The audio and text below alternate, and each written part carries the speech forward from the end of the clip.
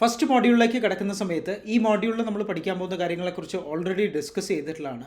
ഒരുപാട് കാര്യങ്ങൾ പറഞ്ഞ് നിങ്ങളെ കുത്തി നിറച്ച് സംശയിപ്പിക്കാൻ ഒരു സാധ്യത പോലും ഇല്ലാതെ ഇമ്പോർട്ടൻ്റ് ആയിട്ടുള്ള കാര്യങ്ങൾ ക്രിസ്പ് ആൻഡ് ക്ലിയർ ആയിട്ട് പറഞ്ഞ് നമ്മൾ മുന്നോട്ട് പോവാം. അപ്പോൾ ക്യാൻഡിൽ സ്റ്റിക്ക് മെസ്സേജ് എന്താണ്? ബേസിക്കലി ഈ പറയുന്ന 4 പ്രൈസസ് ഉണ്ടല്ലേ. അപ്പോൾ ഈ 4 പ്രൈസസിൽ ഈ ഒരു ക്യാൻഡിൽ സ്റ്റിക്കിനെ ഞാൻ ഡ്രോ ചെയ്യുകയാണെന്നുണ്ടെങ്കിൽ ലെറ്റ്സ് സേ ഇതൊരു ക്യാൻഡിൽ സ്റ്റിക്കാണ്. ഈ ഒരു ക്യാൻഡിൽ സ്റ്റിക്കിൻ്റെ body open, high, low, close, right. ഈ 4 പ്രൈസ് ഈ ഒരു മെസ്സേജിൽ കൊടുത്തിട്ടുണ്ട്. അപ്പം അങ്ങനെയാണെന്നുണ്ടെങ്കിൽ this is the opening of this candle, correct. ഈ ഒരു ക്യാൻഡിലിൻ്റെ ഓപ്പണിംഗ് ആണിത്. ഹൈ എന്ന് പറയുന്ന പ്രൈസാണിത്, ലോ എന്ന് പറയുന്ന പ്രൈസാണിത്, ക്ലോസ് എന്ന് പറയുന്ന പ്രൈസാണിത്, റൈറ്റ്. ദിസ് ഇസ് ഹൈ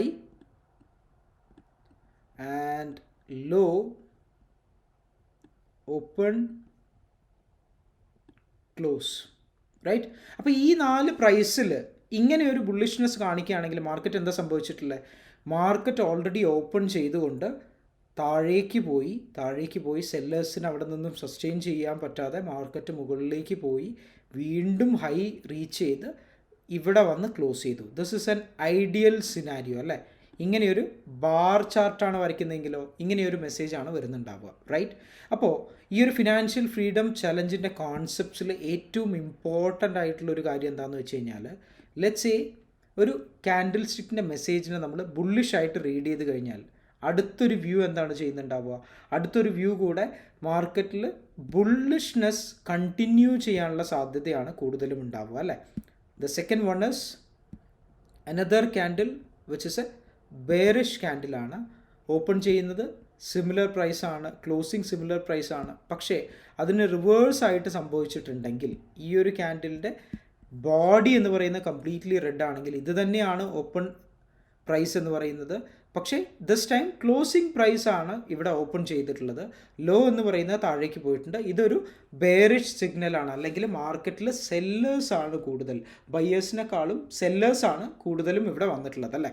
അപ്പോൾ നമ്മൾ ഏറ്റവും ഇമ്പോർട്ടൻ്റ് ആയിട്ട് ചിന്തിക്കേണ്ട ഒരു കാര്യം എന്താണെന്ന് വെച്ച് കഴിഞ്ഞാൽ, ഈ ഒരു സെല്ലേഴ്സും ബയേഴ്സും വന്നിട്ടുള്ള ഈ ഒരു മൊമെൻറ്റിൽ മാർക്കറ്റിൽ ഒരു ഡെസിഷൻ മേക്ക് ചെയ്യാൻ പറ്റുമോ? നമുക്ക് ഒരു ക്യാൻഡിൽ വെച്ച് മാത്രം ഒരിക്കലും ഒരു ഡെസിഷൻ മേക്ക് ചെയ്യാൻ പറ്റുന്നുണ്ടാവില്ല. അപ്പോൾ ജസ്റ്റ് അണ്ടർസ്റ്റാൻഡിങ് എന്ന് പറയുന്നത് ആ ക്യാൻഡിലിൻ്റെ മെസ്സേജിനെ ബേസ് ചെയ്തിട്ട് ആ ബേസിക് ക്യാൻഡിൽ സ്റ്റിക്ക് പാറ്റേൺ എങ്ങനെയാണ് റിയാക്ട് ചെയ്യുക എന്നുള്ളത് മനസ്സിലാക്കി നമ്മളൊരു ഡെസിഷൻ മേക്കിങ്ങിന് വേണ്ടിയിട്ടുള്ള ആദ്യത്തെ സ്റ്റെപ്പാണ് കൊണ്ടുപോകുന്നത്. ലെറ്റ്സ് സേ ഫോർ എക്സാമ്പിൾ ഇങ്ങനെ അല്ലാതെ ഈ ഒരു ക്യാൻഡിൽ ഓപ്പൺ ഹൈ ഇവിടെ തന്നെയാണ്, മാർക്കറ്റ് നേരത്തെ പറഞ്ഞ പോലെ ഇവിടെ നിന്ന് ഓപ്പൺ ചെയ്തു, ട്രൈ ചെയ്തു, കംപ്ലീറ്റ് ആയിട്ടും മുകളിലേക്ക് പോകാനായിട്ട് ട്രൈ ചെയ്തിട്ടുണ്ട്. പക്ഷേ ഇങ്ങനെ ഒരു ക്ലോസിങ് വരികയാണെങ്കിലോ ആ ഒരു ക്ലോസിങ്ങിനെ നമ്മൾ എന്താ ചെയ്യുക? ഹാമർ എന്നാണ് വിളിക്കുക. ഒരു ഇൻവേർട്ടഡ് ഹാമറായിട്ട് ഫോം ചെയ്യുന്നുണ്ടാവും അല്ലേ. അതുപോലെ തന്നെ മാർക്കറ്റ് ഓപ്പൺ ചെയ്യുന്ന ആ ഒരു മൊമെൻറ്റിൽ നിന്നും നല്ല രീതിയിൽ ഹൈ പോയിട്ടുണ്ട്. പക്ഷേ മാർക്കറ്റിൻ്റെ ഓപ്പണിംഗ് ഈ ഒരു പ്ലേസിലാണ് ഉണ്ടായിരുന്നത്, റൈറ്റ്. ഈ ഒരു പ്ലേസിൽ നിന്നും മാർക്കറ്റ് നല്ല രീതിയിൽ താഴേക്ക് പോകാൻ നല്ല ശ്രമം നടത്തിയിട്ടുണ്ട്. പക്ഷേ ക്ലോസ് ചെയ്യുന്ന സമയത്ത് ഇങ്ങനെയൊരു ക്ലോസിംഗ് ആണ് കൊടുത്തിട്ടുള്ളതെങ്കിൽ this is going to be a bullish hammer, right.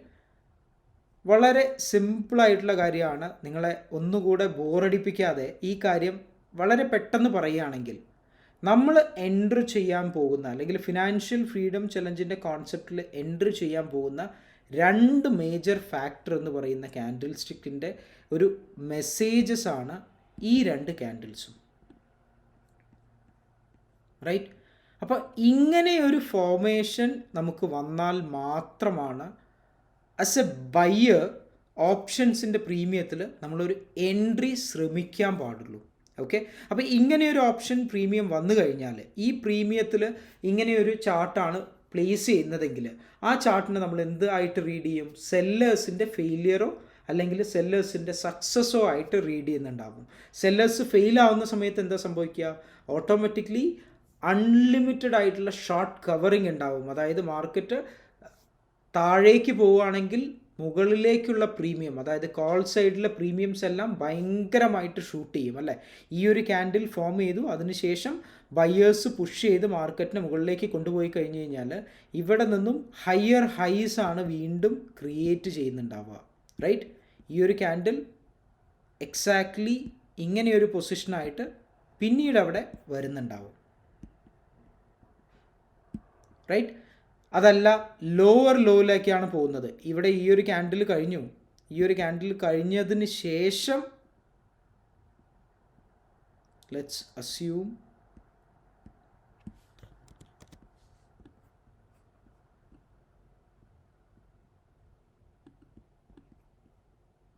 ഇങ്ങനെ ഒരു ക്യാൻഡിലാണ് വരുന്നതെങ്കിലോ വീണ്ടും മാർക്കറ്റ് അവിടെ നിന്നും ആ ഒരു പോയിന്റിൽ നിന്നും താഴേക്കാണ് പോകുന്നുണ്ടാവുക അല്ലേ?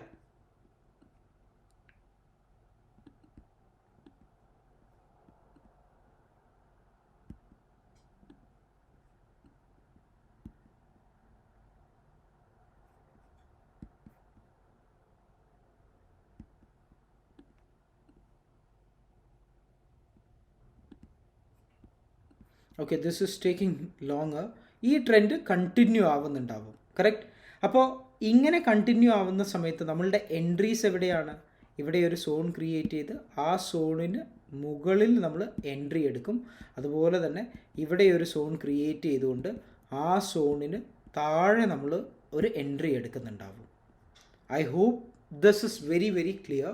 ഈ പറയുന്ന കാര്യങ്ങൾ ഇതുപോലെ തന്നെ ചാർട്ട്സ് കഴിഞ്ഞതിന് ശേഷം, ഒരു മാർക്കറ്റിൽ ഒരു ട്രേഡിംഗ് കഴിഞ്ഞതിന് ശേഷം പറയാൻ ഈസിയാണ്. പക്ഷേ റണ്ണിങ് ആയിക്കൊണ്ടിരിക്കുന്ന സമയത്ത് നിങ്ങൾക്ക് കുറച്ചുകൂടെ ബെറ്റർ ആയിട്ട് ഈ പറയുന്ന റിസ്ക് മാനേജ്മെൻറ്റും അതുപോലെ റിവാർഡ് മാനേജ്മെൻറ്റും എങ്ങനെയാണ് ചെയ്യുക എന്നുള്ളത് നമ്മൾ ഇൻ ഡീറ്റെയിൽ ആയിട്ട് നമ്മളുടെ understanding, identifying the 3 candle formations and daily charts, FFC ഫോർമേഷൻ്റെ ബേസിക് ഹാമർ പാറ്റേൺസിന് നമ്മൾ ഐഡൻറ്റിഫൈ ചെയ്യുന്നുണ്ട്.